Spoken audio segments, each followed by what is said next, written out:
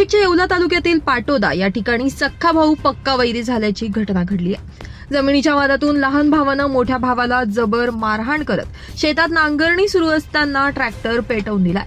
पाटोदा येथील सुनील बबन पोकळे यांच्या शेतात नांगरणी सुरू असताना हा वाद झाला। यावेळी नांगरणी करत असलेला ट्रॅक्टर देखील त्यांनी पेटवून दिला।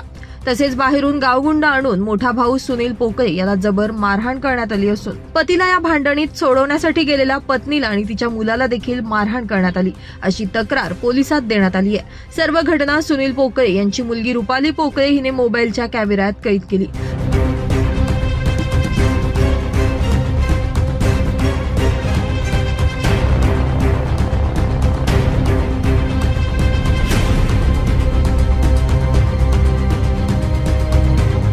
जखमींवर उपजिल्हा रुग्णालयात येवला या ठिकाणी उपचार सुरू आहेत।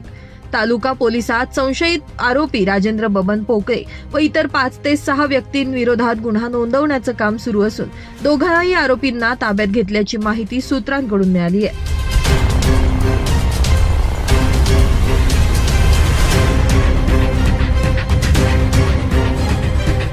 ब्युरो रिपोर्ट, नाशिक माझा न्यूज, नाशिक।